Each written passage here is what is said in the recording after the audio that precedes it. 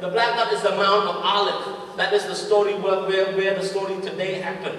All right? That's the Mount of Olives. And if you stand where the yellow dot is, you will be able to see the Mount of Olives beautifully, because now we are on top of the mountain.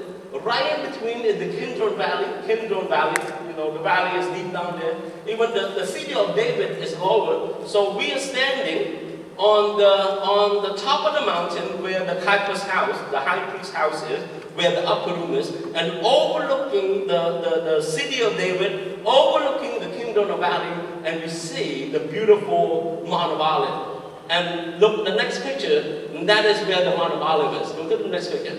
Next slide, right there. You see my black arrow there? That's the Mount of Olives. So I'm standing on the Caiaphas house, on that porch, and overlooking the valley. See the city of David, the valley, and the Kidron Valley, and I see the Mount of Olives. Now, in this picture, I'm taking this picture from the Mount of Olives.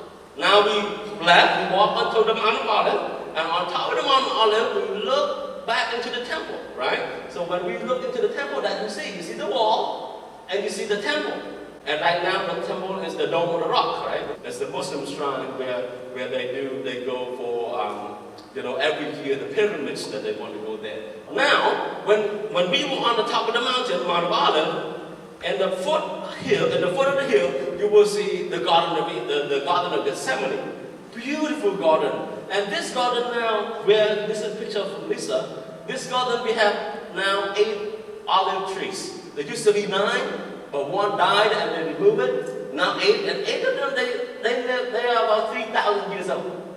When I was standing there walking with the group, I feel like, man, if I can talk to this olive tree, I would be able to ask them, hey, what happened when Jesus and the disciples came and prayed?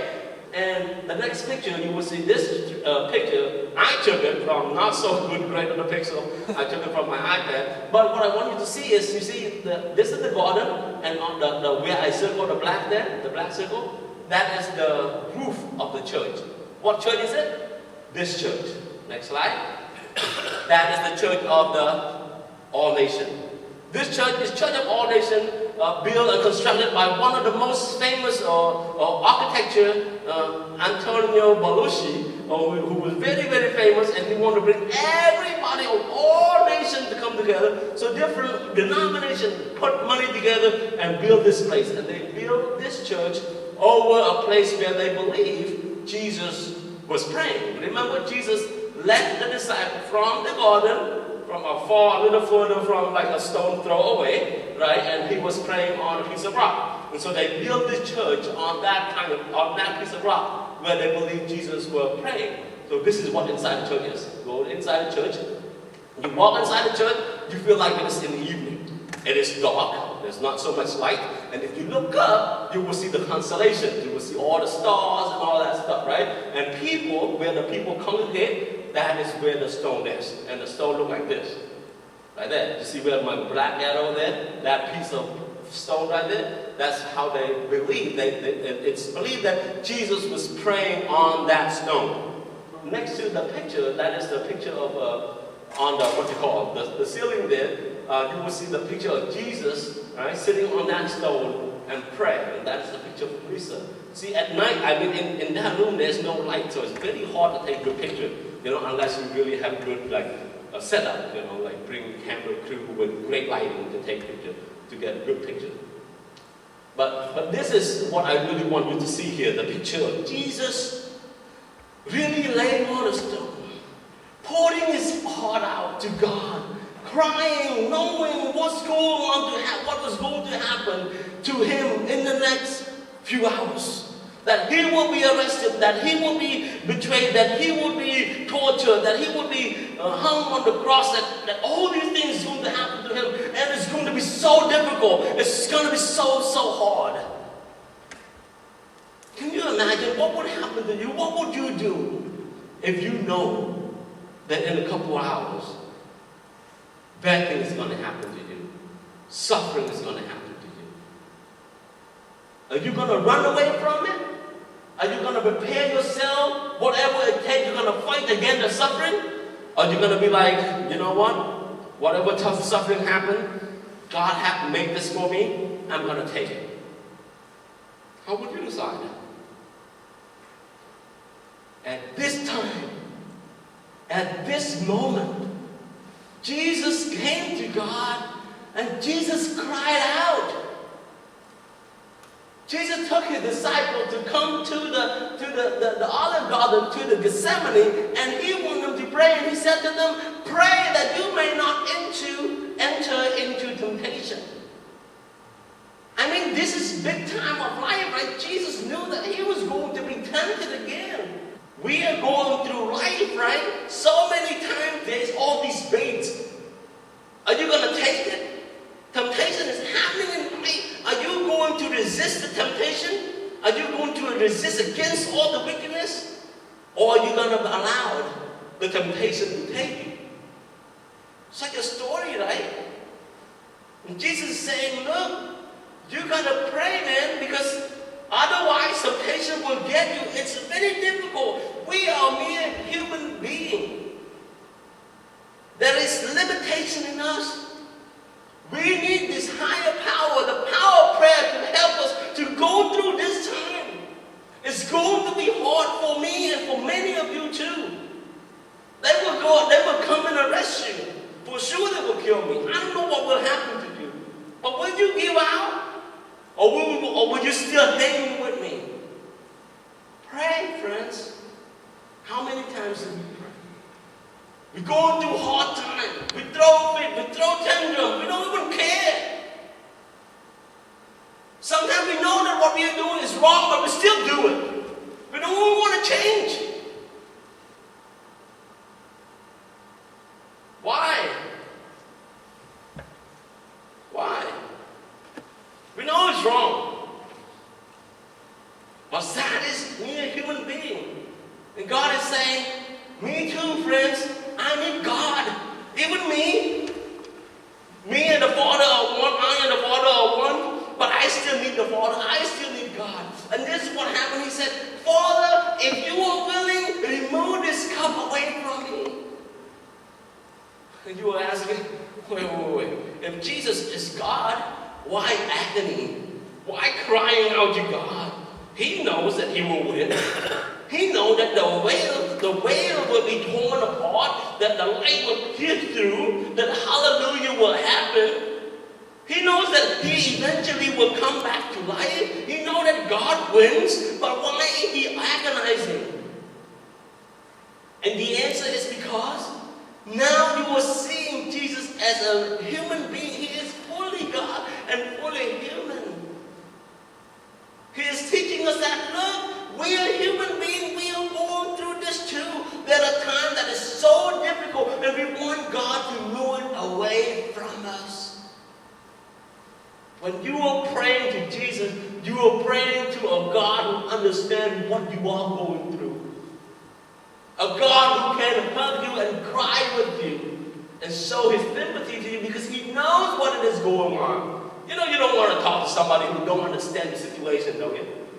Like, you don't know what I'm going through. But when somebody really goes through hard time and know what is going through, you really love to talk to listen to talk to such a person. And Jesus is saying, remove this cup from me. Nevertheless, not my will, but yours be done. Again, he understands his limitation and he allowed God to overcome. He allows God to take control, to be in charge. How many times do we do that? How many times when we are going through hard time, instead of throwing fit, instead of throwing tantrum, instead of blaming others, we are allowing God to take control. And we show our humility by coming to God and saying, Lord, take this away from me. I know it is hard. I cannot take it. But you are in control. You are in control. In that Garden of Gethsemane, asking God to take away the cup away from him, he never said, God, it's because of Judas, it's because of this guy, it's because of the Roman soldiers, it's because of the high priest, it's because of the religious people. No, Jesus did not blame anybody.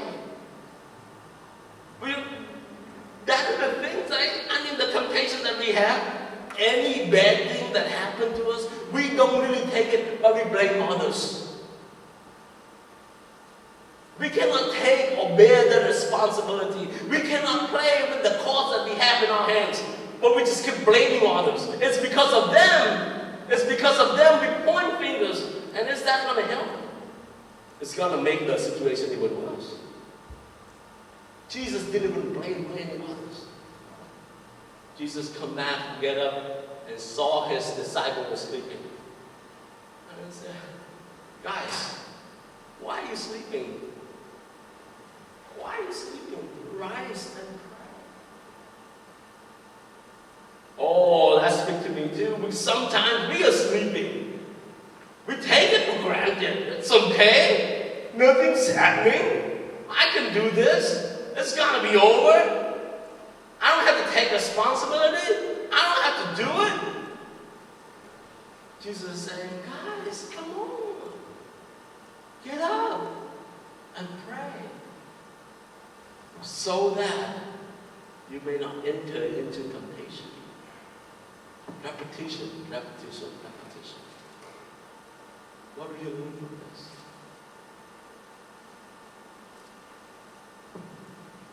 I remember our church too. We are coming together as a family of faith here, loving one another, trying to be communal, trying to show our welcome to one another, never speak ill of each other, embrace one another, shake hands, say hi, trying our best to be very hospitable to all kinds of people, newcomers, oldcomers, all alike. We love one another, we congregate, we love, we eat, we join, we come into activity together. Because we know that one day, love wins. That one day, the veil will be torn open and the light will come through the darkness. I remember when we, as a church together, all we talk about is, in the next few years, we're going to close because how small we are. But look at where we are today. We are reaching out to the world. We are working so hard. Yes, we need to grow. Yes, we want to grow bigger. But we are not talking about death anymore. We're talking about hope. We're talking about how we can come together to make our church younger, to grow our church younger. And I thank you for this. I thank you for understanding that the grace of God is so big that we can always depend on Him. And when I think about how Jesus reminded His disciples to rise, to pray, and that you may not enter into temptation, I think of how Jesus wants us to experience the miracle that God wants us to have. Can you imagine if we obey that recommendation to rise and to pray, then we will be able to experience God's love, God's power, God's miracle. That when we are depressed, we come to God in time of prayer, and then God will heal us. Maybe God can heal us through the medication that the doctor prescribed to us. Maybe God can heal us through the counseling that we have from a good friend that we have, from a mentor that we have. Maybe God can heal us through a phone call that we call to somebody. Maybe God can heal us through the scripture that we are reading. Maybe God can come to us and calm us down as we are on our knees and talking to God. Maybe it is time when we say, wow, nothing like this can happen to me unless God intervened. And indeed, God did intervene. And I experienced the miracle of God. And when you have that experience, nobody else can take you away from God. No other temptation can push you away from